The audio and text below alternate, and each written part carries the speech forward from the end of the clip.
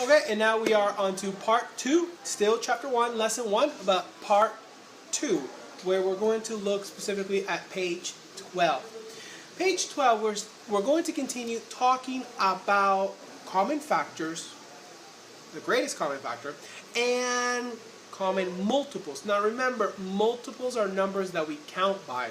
You can count by 3s, 3, 6, 9, 12. You can count by 4s, 4, 8, 12. Oh, if I were to look for the least common multiple of 3 and 4, if you were just listening, you would have heard 12 for both numbers. 3, 6, 9, 12, 4, 8, 12. They both have 12 as the least common multiple. Multiples is when you're counting by a certain number. You can count by 5s, multiples of 5, you can count by multiples of 10, and so on. So for the first question, we are looking for the least common multiple of these two numbers. Take a look up there. Inez waters her plants every 2 days. Okay, I'm looking above my head right here, boys and girls, right here in case you're not following. Okay, Inez waters her plants every 2 days. She trims them every 15 days. She did both today. When will she do both again? So we're literally counting by 2s and counting by 15s until they both have a common multiple. Okay? And that should be your answer. So think about what the least common multiple for 2 and 15 is. Let's continue on with number 2. Okay, so quickly let's look at that again. Inez waters her plants every 2 days. She trims them every 15 days. So every 2 days she's watering them and trimming them every 15. She did both today. When will she do both again? Okay, well, every 2 days she's watering it. So she's watering it today, again in 2 more days, and then again, and so on. And it's going to continue on. But when she trims them only every 15 days. So when will she do both again? So if she trimmed them today and she watered them today, when will she do both again? Well, she'll do both again in exactly when we land on 30. So we would say she would do it every 30 days would be the one when she does both of them. Okay, so there you have it. And the reason it would be 30 days is because we don't have a 15 here. We do not have a 15. So on this day, the 15th, she will trim it, but she will not do both at the same time. She will continue until when she goes to water it again, then she can trim it again. So 30. So in 30 days, will she do both again? Okay, question 2. Identify repeated reasoning. Repeated reasoning. Again, we're looking for multiples. Okay, boys and girls, multiples repeat. Let's see here. Let's pretend that you've arrived at Miami Airport and you know that the airport offers 2 shuttles that run on different schedules. If both shuttles leave the airport at 4 p.m., at what time will the next leave the airport together? Okay, when will they leave again together? So we have shuttle A, it leaves every 6 minutes, and shuttle B leaves every 9 minutes. So they both left, right? Shuttle A will come back at 4:06, will leave again. Then shuttle A will leave again, and then shuttle B will leave at 4:09. Okay, shuttle A will leave again at 4:12. And shuttle B will leave again at 4:18. But shuttle A will also leave at 4:18. Let's see if you get that logic. So here I drew it out. A leaves at 4, same with B. They said they both left at 4. But A will leave at 4:06 again, 4:12, and 4:18. You see it's every 6 minutes. 6 minutes plus 6 minutes is 12 plus 6 minutes is 18.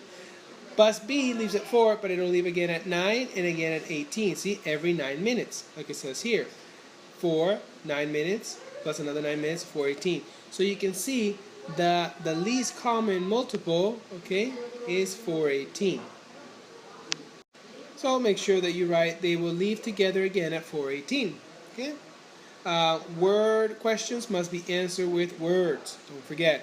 All right, let's continue on with number 13. For questions 13 to 16, we're looking at higher order of thinking. Okay, right here, higher order thinking, HOT, hot.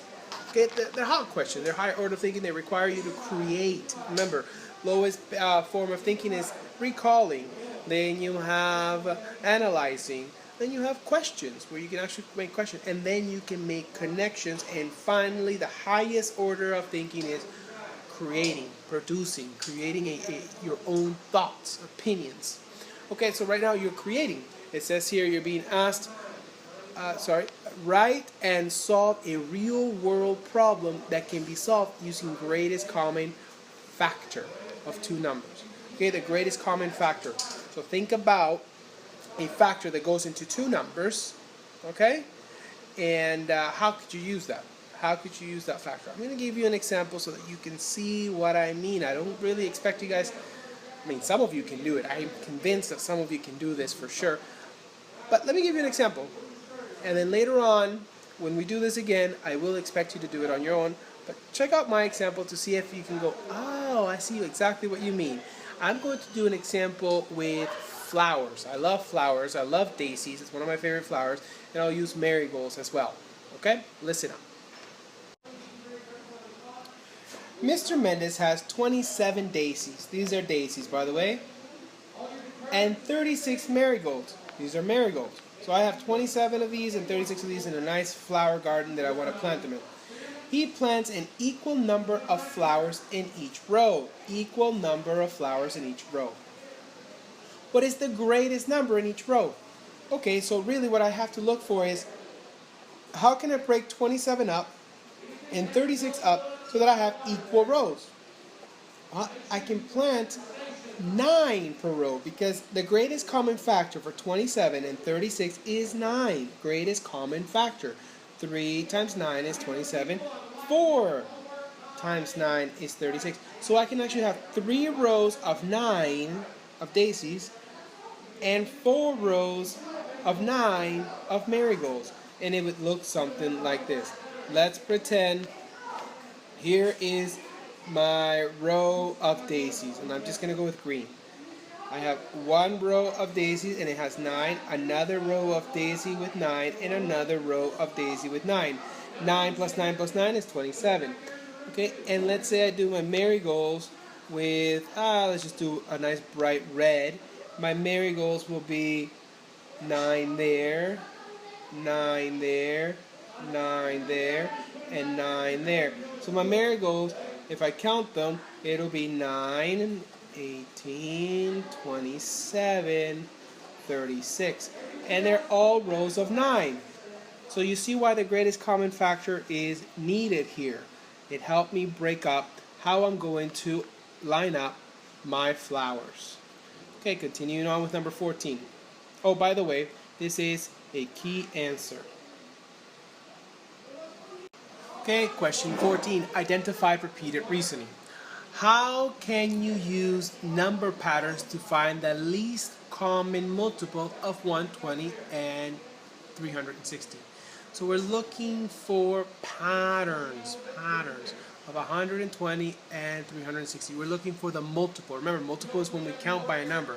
So I can count by 120. 120, what would be next? 240, what would be next? 360. Oh, so this is a multiple of this. Okay, we already know that.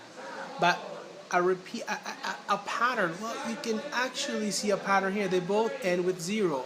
You can simplify these numbers by dividing them each by 10, which means it would get rid of the 0.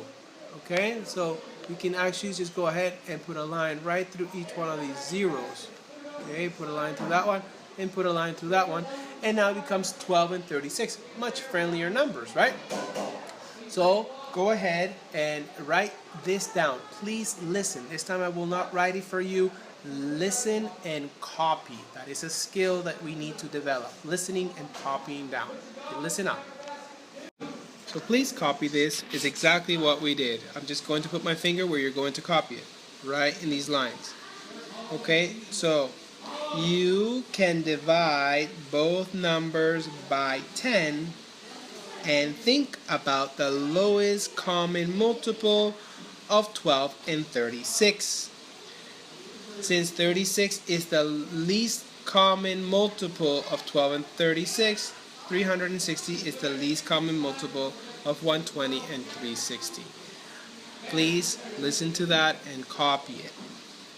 Continuing on to number 15. By the way, I will be looking for that answer, that you listened and copy that answer down exactly as I said it. Okay, now for question 15, we're going to look for common factors again, but there's a new term that I want you to learn called relatively prime. It means when you're looking for the common factor of two numbers, but one of the numbers is a prime number, the other one becomes not prime, but the factor that it will, the only factor it can offer is a prime, is the one. That becomes a relatively prime number. Let me give you an example. Let's say I have the number 7 and the number 21. And I'm looking for the greatest common factor of the two. Okay? Well, maybe that's not the best example. Let's see. I shouldn't have said 21. I should have said 20. Okay. Let's say I have the number 7 and the number 20, and I'm looking for the greatest common factor of the two. Well, there is none. There's just one. 7 is a prime number. 20 is not. Okay? 20 is a composite. But their greatest common factor, unfortunately, is only 1. Because 7 does not go into 20. Okay? The factors for 7 are 1 and 7. Factors for 20 are many, right? 4 and 5, 10 and 2, 21. But the common factor that they both have for 7 and 20 is 1. And for that reason, they become relatively prime. I want you guys to think of some more examples like this. Okay? I'll put in a couple. I'll put in 2. You think of 2 as well. So you should have 4 for your final answer. Okay, so here are my 2 examples. I already talked about 7 and 20. Okay, the greatest common factor, unfortunately, is 1. So it becomes relatively prime. This one's becoming relatively prime because this one's a prime number. Here we have a prime number and a composite number, and the greatest common factor again is 1 because 8 is not a multiple of 5. The factors for 5 are 5 and 1. For 8, there's 2 and 4 and 8 and 1. So it's composite, but 1 is the greatest common factor again for these two. Think of 2 more. And finally, we're going to look at these 3 statements and see if they're true or they're false, and we're going to give an example. Okay, if it's false, we have to give a counter example. If it's true, we have to explain why. Okay, the greatest common factor of any 2 even numbers is always even. Of course, that makes complete sense. True. All even numbers have a factor of 2. All of them. They're all divisible by 2. They all have a factor of 2. So the greatest common factor will always have 2 as a factor. So the greatest common factor of 2 even numbers is always even. This is true. Copy that down. The greatest common factor of any 2 odd numbers is always odd. Of course, the same thing applies. If it's even number, it's going to have a 2 as a factor. If it's an odd number, it's not going to have the 2. So this is also true. True. An odd number does not have a factor of 2. It doesn't.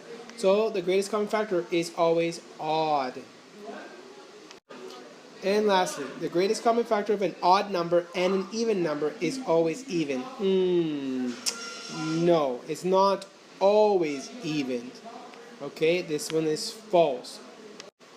So false. An example is the greatest common factor of 45, which is an odd number, and 60, which is an even number, is 15. 15 is an odd number. So you can see that we have an odd number, an even number, and the greatest common factor is an odd number. So yeah, this is false. It's not always even. You see, it's odd. Okay, maybe you can give me another example of an odd number and an even number with an even or odd greatest common factor. Okay, that is all for today, boys and girls.